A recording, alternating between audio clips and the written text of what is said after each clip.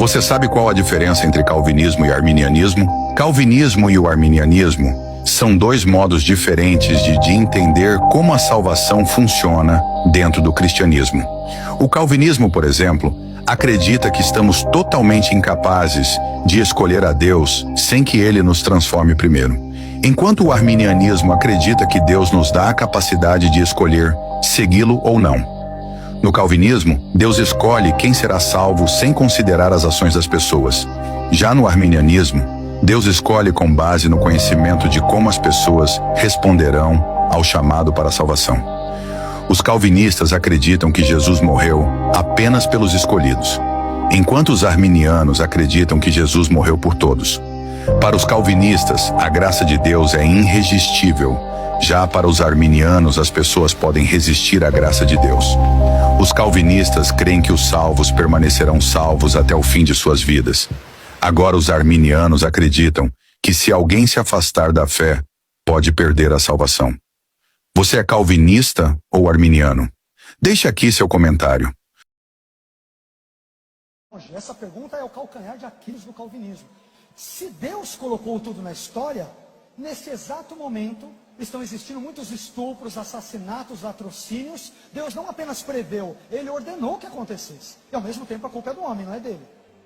Toda Auschwitz, Dachau, Treblinka, o Holocausto, onde morreram mais de 6 milhões de judeus, ao todo mais de 20 e poucos milhões de pessoas, entre judeus, poloneses, testemunhas de Jeová, homossexuais e tudo. Se eu seguir a lógica calvinista, foi Deus que determinou que acontecesse tudo isso. Mas ainda assim a culpa não é dele. John Piper, no famoso 11 de setembro de 2001, disse que Deus, ele ordenou que o avião atingisse as torres gêmeas. Mas a culpa não é de Deus. A culpa é de quem estava pilotando. Se ele determinasse todas as coisas, o Gênesis seria ininteligível. O Adão, coma de toda a árvore, tá? Menos dessa daqui.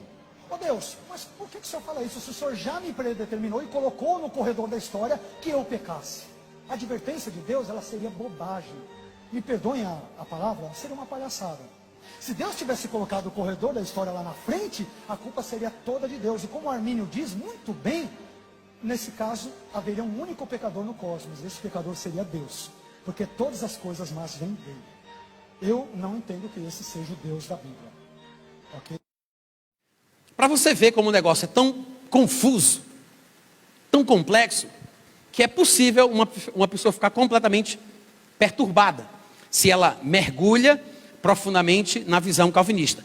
Realmente perturbada, tá, gente? Eu não estou brincando, não. Eu estou falando de ficar perturbada de uma forma tal que a pessoa chega a tirar a própria vida. E eu não estou falando de hipóteses, eu estou falando de casos reais que eu já vi acontecer. Tem um colega meu que é pastor de uma igreja em Fortaleza, que me relatou um caso de um pastor que se matou porque começou a estudar o calvinismo e foi entrando nessas complicações, nessas complexidades, acabou ficando cheio de dúvidas, inseguro e acabou se matando. Eu não sei se ele se jogou na frente de um trem, foi uma coisa assim bem dramática, mas ele tirou a própria vida e deixou uma carta falando do que ele estava sentindo e do que ele estava pensando a respeito do assunto. Porque ele começou a duvidar do amor de Deus por ele. Já que Deus faz a acepção de pessoas, já que é Deus quem determina quem vai ser salvo e quem não vai, ele já não sabia mais se ele era eleito. Vai ver que ele era apenas um dos que recebeu a graça evanescente. Aquela coisa que Deus concede para a pessoa viver o cristianismo, mas na verdade ela só recebeu o dom da salvação, não recebeu o dom da perseverança, então ela provavelmente no final da vida vai para o inferno. A pessoa fica tão perturbada que se ela for fraca das ideias, se não houver uma ajuda dos amigos, se as coisas não se reverterem, essa pessoa pode se matar.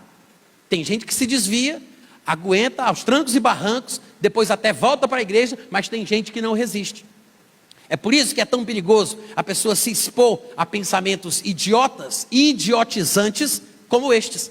Porque a pessoa acaba sendo enganada pelas vãs filosofias, pelas palavras bonitas. É por isso que os jovens são presas fáceis para o assédio calvinista, porque eles estão começando a entrar nas faculdades, começando a sua vida universitária, começam a aprender as coisas da vida ali na adolescência, e ele começa a ver um pregador calvinista que é metido a intelectual, ele apresenta um cristianismo mais cerebral. Os calvinistas, nem todos, porque tem calvinista que é continuista, que crê nos dons, crê no Espírito Santo e até fala em línguas. Mas a grande maioria dos calvinistas ridiculariza o pentecostalismo, dizem que a experiência do crente falar em línguas é uma questão psicossomática, que os crentes pentecostais têm problemas mentais, que são, na sua maioria, ignorantes, burros e analfabetos. Então, o calvinista, ele aborda a sua visão de mundo, a sua cosmovisão cristã, a partir desta perspectiva. E aí, quando uma pessoa indefesa, como um adolescente, um jovem qualquer, que está começando a vida agora, se expõe a pregações como estas, ele é uma presa fácil